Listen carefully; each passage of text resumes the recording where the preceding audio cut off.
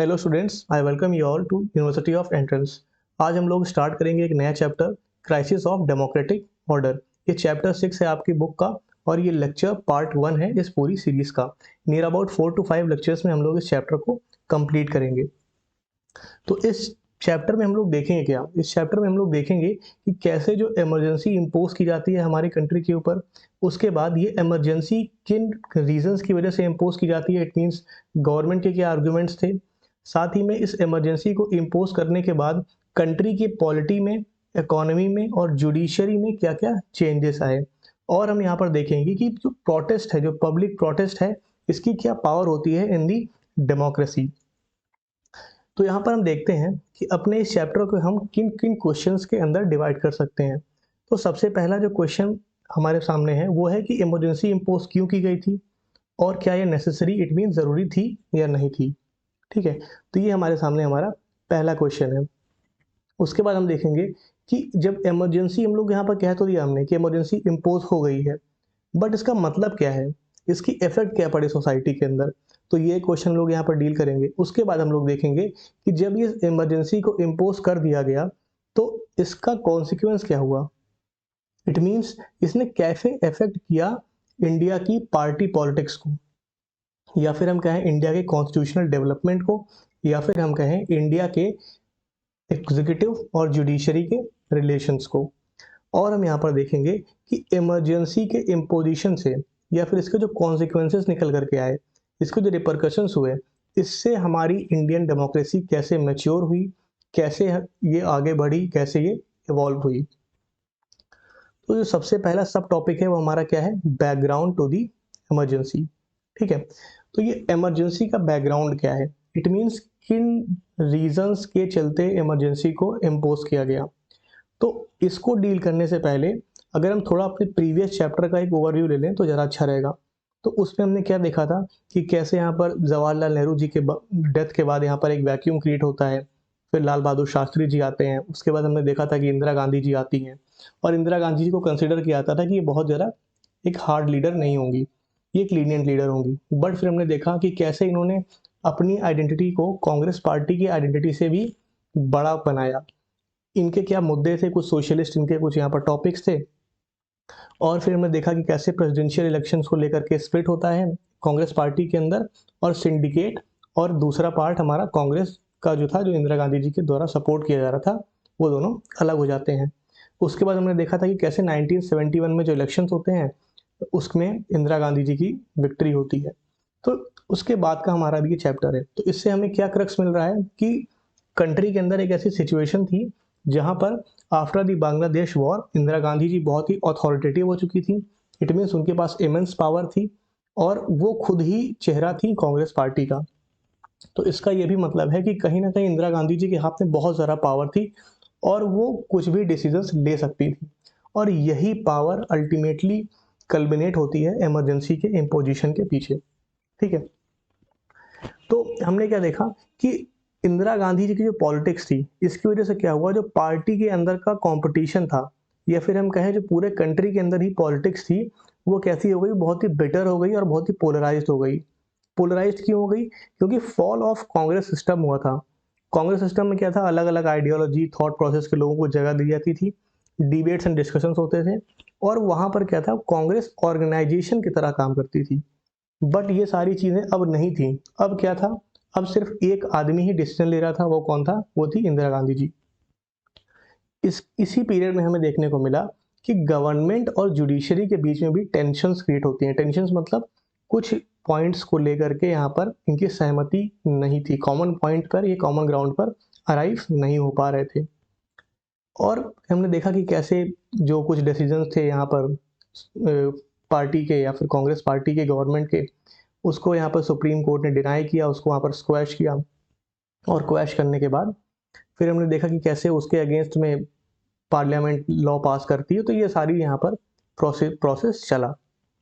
और फिर हमने यहाँ पर क्या देखा कि कांग्रेस पार्टी यहाँ पर क्या है, एक्विजिशन लगा रही थी किसके ऊपर, जुडिशरी के ऊपर, कि बहुत ही कंजर्वेटिव इंस्टीट्यूशन है। क्यों लगा रही थी, क्योंकि हमने क्या देखा था कि इंदिरा गांधी जी का नारा था गरीबी हटाओ का। उसकी वजह से उन्होंने क्या बोला था कि हम नेशनलाइजेशन ऑफ बैंक करेंगे, इंश्योरेंस जो इंस्टीट्यूशन है उनका नेशनलाइजेशन करेंगे, प्रिवी पर्स बंद करेंगे। तो ये सब जब डिसीजंस इंदिरा गांधी ने लिए तो इनके अगेंस्ट ये सारे इंस्टीट्यूशंस या कुछ राजघराने थे वो गए सुप्रीम कोर्ट में, और सुप्रीम कोर्ट में क्या हुआ कि उनकी जो डिमांड थी उनको एक्सेप्ट कर लिया गया। इट मीन्स जो इंदिरा गांधी जी की सोशलिस्टिक पॉलिसीज थी इसको यहाँ पर क्वेश्चन किया गया। तो यहाँ पर इंदिरा गांधी ने क्या बोला, इंदिरा गांधी जी ने कहा कि क्योंकि जुडिशरी सोशलिस्ट पॉलिसीज को डिनाई कर रही है इसलिए वो क्या है, कंजर्वेटिव इंस्टीट्यूशन है, वो प्रो पुअर यहाँ पर नहीं है। और फिर उसके बाद हमने क्या देखा यहाँ पर कि कैसे यहाँ पर हमने ये पहले डिस्कस कर लिया है कि पर्सनल अथॉरिटी बन गई थी यहाँ पर गवर्नमेंटल अथॉरिटी। अब देखिए अपने इस पूरे डिस्कशन को हैफाजार्ड मैनेजमेंट डिस्कस ना करते हुए हम लोग उसको ट्राई करेंगे कुछ पार्ट्स में डिवाइड करने की। तो पहला होगा इकोनॉमिक कॉन्टेक्स्ट। इसके अंदर हम देखेंगे कि कैसे मतलब कौन कौन से इकोनॉमिक रीजंस थे जिनकी वजह से इमरजेंसी का इम्पोजिशन हुआ। तो इकोनॉमी के अंदर हम लोग क्या डील करते हैं नॉर्मली कि प्राइजेस कैसे हैं, अनएम्प्लॉयमेंट के लेवल क्या है, तो यही सारे नॉर्मल से रीजंस थे। तो हमें यहाँ पर प्रीवियस चैप्टर से याद है कि हमने बांग्लादेश यहाँ पर क्या किया था, इनको लिबरेट कराया था, पाकिस्तान से वॉर हुई थी। तो जब ये वॉर हुई तो इसमें काफ़ी ज़्यादा एक्सपेंडिचर हुआ। ठीक, अब यहाँ पर आप लोग टाइमलाइन को नोटिस करिएगा, 1971 72 ये टाइमलाइन देखिएगा, इसी बीच में काफ़ी सारी चीज़ें एक साथ हो रही हैं। तो पहला तो क्या हुआ, बांग्लादेश क्राइसिस हुआ, उसमें वॉर हमने लड़ी पाकिस्तान के साथ, हमारा बहुत ज़्यादा एक्सपेंडिचर हुआ। अब इस वॉर की वजह से क्या हुआ कि यूएसए की गवर्नमेंट ने हमें अपनी एड देने से मना कर दिया। एड मीन्स जो हमें जो हमें डिस्काउंट्स देते थे वो टैक्सेस में, या फिर जो भी वो एड्स देते थे मॉनेटरी या नॉन मॉनेटरी, तो वो उन्होंने स्टॉप कर दिए। तो ये एक हमारे लिए नेगेटिव पॉइंट रहा हमारी इकोनॉमी के लिए। पहला क्या था कि हमारे पास पहले से पैसे कम हो गए वॉर की वजह से दोबारा। दूसरा क्या था कि यूएस गवर्नमेंट ने एड बंद कर दी। तीसरा क्या हुआ कि इंटरनेशनल मार्केट में ऑयल के प्राइसेस इंक्रीज हो गए। अब देखिए आज की डेट में भी ऑयल के प्राइसेस बढ़ जाते हैं, पेट्रोल या डीजल के, तो क्या होता है, ओवरऑल इकोनॉमी के अंदर इन्फ्लेशन आती है। तो उस समय भी यही हुआ कि एक तो हमारे पास पहले से पैसे नहीं है, ऊपर से ऑयल प्राइसेस बढ़ रहे हैं। अब ऑयल प्राइसेस जब बढ़ेंगे तो ये कहीं ना कहीं कल्मिनेट होंगे दूसरी कमोडिटीज़ के प्राइसेस के इंक्रीज में भी। इट मीन्स पेट्रोल डीजल महंगा होगा, दूसरी कमोडिटीज़ भी महंगी हो जाएगी, तो ओवरऑल कंट्री की इकोनॉमी में इन्फ्लेशन आ गया। और ये इन्फ्लेशन बहुत ज़्यादा था। 1973 में कितना, 23%, और 1974 में 30%। इट मीन्स एक ऐसी कंट्री जिसके पास पहले से रिसोर्सेज का क्रंच है, जिसको बाहर से सपोर्ट नहीं मिल रहा है, जिसने वॉर लड़ी है उसके पास अपने खुद के रिसोर्सेज नहीं है, उस कंट्री में इतना इन्फ्लेशन आ जाए तो जो लोगों की सेविंग्स हैं वो भी यहाँ पर क्या होंगी, डिस्ट्रॉय होंगी। इट मीन्स अगर आपके पास 1972 में 100 रुपीज़ थे तो उसकी वैल्यू 23 रुपये घट जाएगी। अगेन 1974 में 30% जब उसकी और वैल्यू घट जाएगी, तो आपकी जो सेविंग्स हैं वो भी कम हो रही हैं एक तरीके से, और अनएम्प्लॉयमेंट भी है, मतलब लोग कमा भी नहीं पा रहे हैं। तो सारा कुछ नेगेटिव इस समय चल रहा था, इंडस्ट्रियल ग्रोथ भी नहीं थी, अनएम्प्लॉयमेंट। तो इसकी वजह से क्या हुआ, गवर्नमेंट ने कुछ यहाँ पर ऑस्टेरिटी मेजर्स लेने स्टार्ट कर दिए। गवर्नमेंट ने डिसाइड किया कि वो जो सैलरीज हैं गवर्नमेंट एम्प्लॉयज़ की उनको कम करेंगी और कुछ टाइम के लिए उनको बंद भी कर देंगी। तो इससे गवर्नमेंट एम्प्लॉयज़ के अंदर भी डिससेटिस्फैक्शन आएगा, जैसे कि रेलवे एम्प्लॉयज़ या फिर जो भी आपके दूसरे पोस्ट ऑफिस के, पुलिस के एम्प्लॉयज़ रहे होंगे। साथ में क्या हुआ कि इसी दौरान मानसून भी फेल हो गया। अब उस समय हमारा इरिगेशन सिस्टम इतना रोबस्ट नहीं था। इट मीन्स जो ज़्यादातर फार्मर्स हैं वो डिपेंड कर रहे थे मानसून के ऊपर, कि जब मानसून की रेन आएगी, आज की डेट में भी मानसून की रेन पर डिपेंड होता है एग्रीकल्चर हमारा, कि मानसून की रेन आएगी तो उसके बाद क्या होगा, यहाँ पर एग्रीकल्चर बूम करेगा या फिर नहीं करेगा। तो जब मानसून यहाँ पर कंटिन्यूसली फेल हो गए 2 सालों में, तो इससे क्या देखने को मिला कि एग्रीकल्चरल प्रोडक्टिविटी यहाँ पर डिक्रीज हो गई। एग्रीकल्चर प्रोडक्टिविटी डिक्रीज होने के दो यहाँ पर इसके रिपरकशन होंगे। पहले तो जो फार्मर्स हैं या उनके पास क्या होगा, मॉनेटरी वैल्यू कम हो जाएगी, उनके पास पैसे कम होंगे। दूसरा क्या, फूड ग्रेन का आउटपुट कम हो जाएगा। इट मीन्स जिनके पास पैसे हैं भी वो भी खरीद नहीं पाएंगे, और जब फूड ग्रेन का आउटपुट कम हो जाएगा तो इन्फ्लेशन भी बढ़ेगी फूड प्राइसेस में। ठीक है, उसके बाद हमने यहाँ पर क्या देखा, इन सभी रीजंस को लेकर के अपोजिशन पार्टीज ने पॉपुलर प्रोटेस्ट ऑर्गेनाइज करना स्टार्ट कर दिए। इट मीन्स इन मुद्दों को उन्होंने उछाला और इन पर प्रोटेस्ट किए। और ये प्रोटेस्ट स्टार्ट कैसे होते हैं, स्टूडेंट के प्रोटेस्ट की वजह से। ठीक है, इट मीन्स आप आज भी देखते हो कि ज़्यादातर यूनिवर्सिटीज़ में स्टूडेंट पॉलिटिक्स होती है और उनमें ये सारे मुद्दों को डिस्कस किया जाता है। तो स्टूडेंट्स ने इन सभी मुद्दों पर क्या किया, अनएम्प्लॉयमेंट पर, इन्फ्लेशन पर अपनी आवाज़ उठाई और इन स्टूडेंट्स का ये जो पूरा प्रोटेस्ट था, इसको बैक किया किसने? ये जो अपोजिशन पार्टीज़ थी, जो मार्क्सिस्ट ग्रुप्स थे, जो कि बिलीव नहीं करते थे पार्लियामेंट्री पॉलिटिक्स पर। तो इन स्टूडेंट्स को दबाने के लिए क्या किया, गवर्नमेंट ने स्ट्रिंजेंट मेजर्स लिए। इट मीन्स उन पर जो भी आपके लॉ एंड ऑर्डर के इश्यूज़ को टैकल करने के लिए प्रोसेस होते हैं, उनको उन्होंने यूज़ किया। अब ये जो स्टूडेंट के प्रोटेस्ट थे, ये मेनली यहाँ पर कन्फाइंड थे 2 स्टेट्स में। पहला गुजरात, दूसरा बिहार। अब दोनों स्टेट में कॉमन क्या था? कॉमन ये था कि दोनों ही स्टेट रूल्ड थे बाय द कांग्रेस पार्टी। ठीक है? तो अब यहाँ पर हम इंसिडेंसेस देखते हैं कि गुजरात के अंदर क्या हुआ और बिहार के अंदर क्या हुआ। तो स्टूडेंट्स का हमने देखा पहले प्रोटेस्ट था, वो गुजरात के अंदर भी था। ये किन-किन रीज़न्स को लेकर के प्रोटेस्ट कर रहे थे? Prices of food grain, cooking oil का जो प्राइसेस थे या दूसरी एसेंशियल कमोडिटीज़ रही हों और साथ में करप्शन, ये सारे इनके मुद्दे थे। उसके बाद उन्होंने क्या किया, ये जब प्रोटेस्ट काफ़ी आगे बढ़े तो इसमें जो अपोजिशन पार्टीज़ थी, क्योंकि उनका खुद का तो पूरा ग्राउंड खो चुका था प्रीवियस इलेक्शन में इंदिरा गांधी की पॉपुलैरिटी की वजह से, तो उनको एक ब्रीडिंग ग्राउंड दिखा कि वो स्टूडेंट के प्रोटेस्ट के सपोर्ट करके अपनी पॉलिटिक्स चमका सकते हैं। तो अपोजिशन पार्टीज़ ने भी इनको यहाँ पर क्या किया, जॉइन किया और काफ़ी ज़्यादा लॉ एंड ऑर्डर का इशू क्रिएट हो गया। उसकी वजह से यहाँ पर प्रेसिडेंट रूल यहाँ पर अनाउंस कर दिया जाता है स्टेट के अंदर। अब यहाँ पर प्रेसिडेंट रूल जब यहाँ पर ऑर्गेनाइज किया गया, अनाउंस किया गया, इम्पोज किया गया, तो उसके बाद यहाँ पर मोरारजी देसाई, जो कि बहुत ही प्रोमिनेंट लीडर थे कांग्रेस कांग्रेस ऑर्गेनाइजेशन मतलब सिंडिकेट वाली। अब यहाँ पर देखिए 2 चीज़ें हैं, क्योंकि ये कांग्रेस के थे, इसका मतलब ये है कि ये ऑलरेडी इंदिरा गांधी से खुश नहीं थे, क्योंकि स्प्लिट हुआ था हमें पता है। तो इनको भी एक यहाँ पर पॉइंट मिल गया और अपोजिशन पार्टीज तो कर ही रही थी सपोर्ट इसको। तो यहाँ पर इन्होंने अनाउंस कर दिया कि ये इंडेफिनिट फास्ट टिल डेथ। ठीक है, इट मीन्स ये यहाँ पर फास्ट रखेंगे जब तक इनकी डेथ नहीं हो जाती। और हमने देखा था कि कुछ 10-15 सालों पहले ही यहाँ पर कैसे जो स्टेट्स के रीऑर्गेनाइजेशन के इशू को लेकर के साउथ इंडिया में एक लीडर ने यहाँ पर फास्ट किया था, उनकी डेथ हो गई थी और उसके बाद उनको फिर रीऑर्गेनाइजेशन करना भी पड़ा था। तो वो मेमोरी जो थी वो कहीं ना कहीं पॉलिटिशियंस के दिमाग में थी, तो इसको यूज़ किया उन्होंने और अल्टीमेटली क्या हुआ कि गुजरात में फ्रेश इलेक्शंस अनाउंस कर दिए जाते हैं। ठीक है, और जब फ्रेश इलेक्शंस होते हैं 1975 में, तो कांग्रेस की डिफीट होती है। अब हम चलते हैं बिहार पे। बिहार में अगेन फिर से ईयर ध्यान दीजिए 1974, साइमल्टेनियसली सारी चीज़ें हो रही हैं। अब बिहार में क्या हुआ कि food scarcity, again unemployment, corruption, same issues थे। अगेन यहाँ पर स्टूडेंट का प्रोटेस्ट था और स्टूडेंट्स ने इनवाइट किया किसको, जयप्रकाश नारायण जी को। ये ऑल्दो ये क्या है, उस समय एक्टिव पॉलिटिक्स में नहीं थे, ये सोशल वर्क कर रहे थे, बट इन्होंने एक कंडीशन रखी स्टूडेंट्स के सामने कि क्योंकि ये सारे इश्यूज पूरी कंट्री में हैं, ये सिर्फ बिहार में कन्फाइंड नहीं है, तो आप क्या है इसको हेल्प करोगे पूरी कंट्री में इन इश्यूज को फैलाने को लेकर के। अब क्योंकि स्टूडेंट्स के पास तो बहुत ही पावर होती है, ठीक है, तो अब इसके बाद क्या हुआ, जब ये कंडीशन रखी गई तो कहीं ना कहीं जो स्टूडेंट का पूरा यहाँ पर मूवमेंट था, ये प्रोटेस्ट था, ये कन्वर्ट हो गया एक पॉलिटिकल कैरेक्टर में। इट मीन पॉलिटिकल कैरेक्टर का मतलब ये है कि अब इस प्रोटेस्ट के थ्रू कुछ पॉलिटिकल गेन यहाँ पर चाह रहे थे अपोजिशन पार्टीज। अब यहाँ पर इसमें क्या हुआ, इनकी भी सेम डिमांड, ऑल्दो वहाँ पर तो प्रेसिडेंट रूल लग गया था, नया इलेक्शन हो गया और कांग्रेस पार्टी चली गई, बट यहाँ पर क्या हुआ, इन्होंने डिमांड की कि आप कांग्रेस की गवर्नमेंट को बिहार में ख़त्म करिए, यहाँ पर इलेक्शन फिर से करवाइए।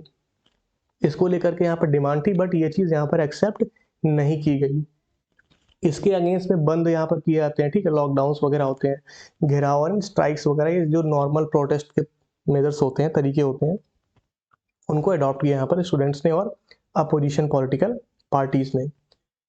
अब इसने क्या किया कि पूरी कंट्री की पॉलिटिक्स को हिला करके रख दिया, क्योंकि एक बहुत ही बड़ा लीडर इनके साथ था, जयप्रकाश नारायण जी। अब इसके बाद यहाँ पर इन्होंने एक बहुत ही इंपॉर्टेंट या फिर मैं कहें ब्रेकिंग जो मोमेंट था वो यहाँ पर आया।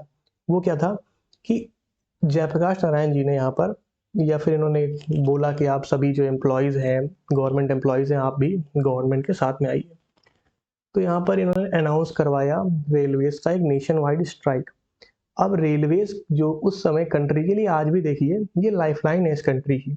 रेलवेज पे हमारी इकोनॉमी डिपेंड करती है, उससे ट्रांसपोर्ट ऑफ गुड होते हैं, और अगर रेलवे बंद हो जाए तो बहुत ही प्रॉब्लम हो जाएगी, ठीक है, कंट्री की इकोनॉमी पूरी बैठ जाएगी, और ऑलरेडी हमारी इकोनॉमी इतनी ज़्यादा सफ़र कर रही थी।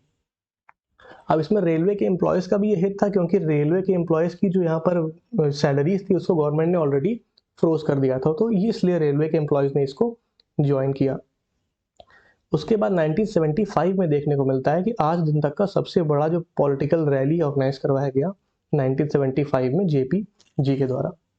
अब इसमें अपोजिशन पार्टीज का भी पूरा सहयोग रहेगा जैसा कि पहले था।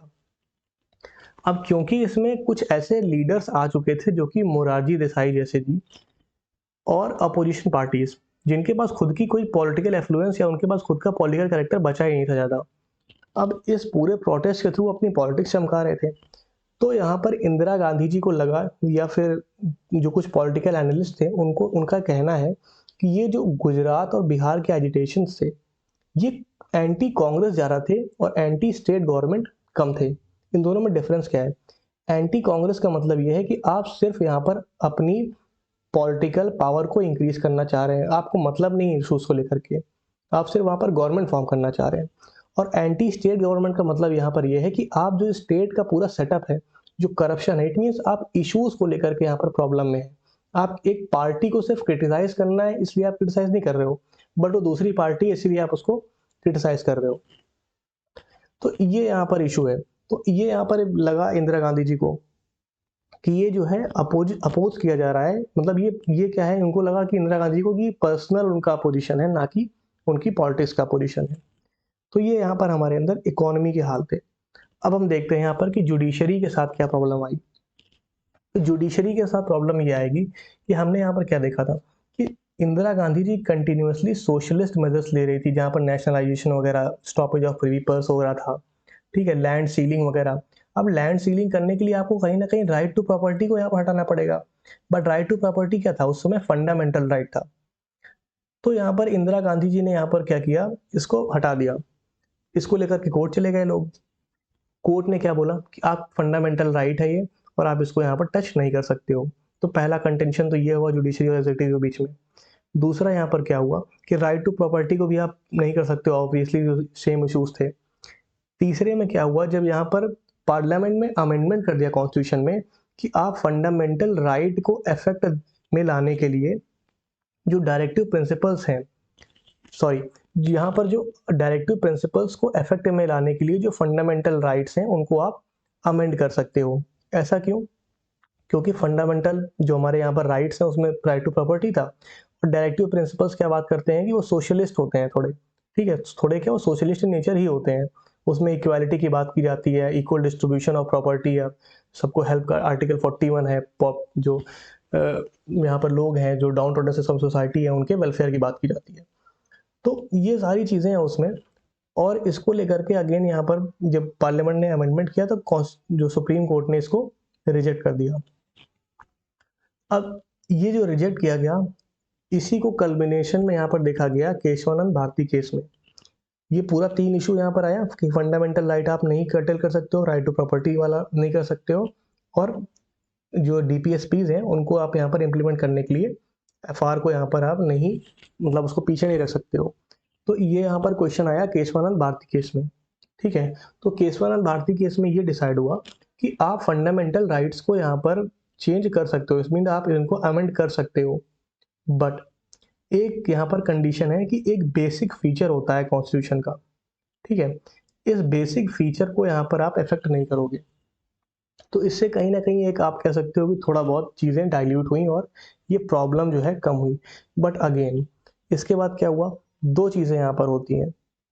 जब केशवानंद भारती केस यहाँ पर आता है उसके बाद यहाँ पर एक वैकेंसी क्रिएट होती है चीफ जस्टिस ऑफ इंडिया की पोस्ट के लिए। चीफ जस्टिस कौन होते हैं? हमारी कंट्री के जो सुप्रीम कोर्ट है उसमें यहाँ पर हाईएस्ट अमंग इक्वल्स आप कह सकते हो, ठीक है। इट मीन्स ये चीफ जस्टिस का यहाँ पोस्ट जो आया उसको लेकर के यहाँ पर ये पहले से एक कॉन्वेंशन था कि जो भी सबसे सीनियर जज होंगे अमंग दी सुप्रीम कोर्ट जजेस उनको यहाँ पर नॉर्मली अपॉइंट कर दिया जाता है as the chief justice. But यहाँ पर अपॉइंट किसे किया गया? ए एन रेजी को। इन्हें यहाँ पर as a chief justice of India appoint कर दिया गया, ऑल्दो ये सबसे सीनियर नहीं थे, इनसे सीनियर 3 और जजेस ऑलरेडी थे। तो यहाँ पर कोशिश क्या की गई कि एक ऐसी सीजीआई को लेकर के आया जाए जो कि कमिटेड इन नेचर हो, साथ ही में ब्यूरोक्रेसी को भी ऐसा रखा जाए जो कि कमिटेड इन नेचर हो। कमिटेड इन नेचर का मतलब जो कि वर्क करे फॉर द एग्जीक्यूटिव, ठीक है, या फिर जो भी वर्क करे as per the whims and fancies of the Indira Gandhi. साथ ही में इसके बाद जो एक बहुत ही ब्रेकिंग पॉइंट अगेन आया, वो क्या था, इंदिरा गांधी जी का इलेक्शन। ठीक है, इंदिरा गांधी जी ने जो इलेक्शन लड़ा, इसको इनवैलिड घोषित कर दिया गया इलाहाबाद कोर्ट में। क्यों? 2 ग्राउंड्स के बेसिस पर कि इन्होंने जो पब्लिक का यहाँ पर जो वहाँ पर पब्लिक के सर्वेंट्स हैं, उनका इन्होंने गलत यूज़ किया है, और जो यहाँ पर पब्लिक फंड्स हैं, उनका इन्होंने यूज़ किया है लाउड स्पीकर और स्टेजेस को ऑर्गेनाइज करवाने के लिए। ठीक है, तो ये हमारा था लेक्चर। हमने इसमें देखा कि कैसे इमरजेंसी किन किन रीजंस की वजह से आती है, उसमें हमने देखा इकोनॉमिक रीजंस क्या थे, फिर थोड़ा बहुत हमने पॉलिटिकल भी देखा कि कैसे जेपी वाला मूवमेंट आया, और फिर हमने देखा कि जुडिशरी और एग्जीक्यूटिव के बीच में जो टसल थी, वो भी कहीं ना कहीं एक रीज़न बनता है। अब हम लोग अपने लेक्चर में, अगले लेक्चर में कंटिन्यू करेंगे इस चैप्टर को। Till then, thank you and have a nice day.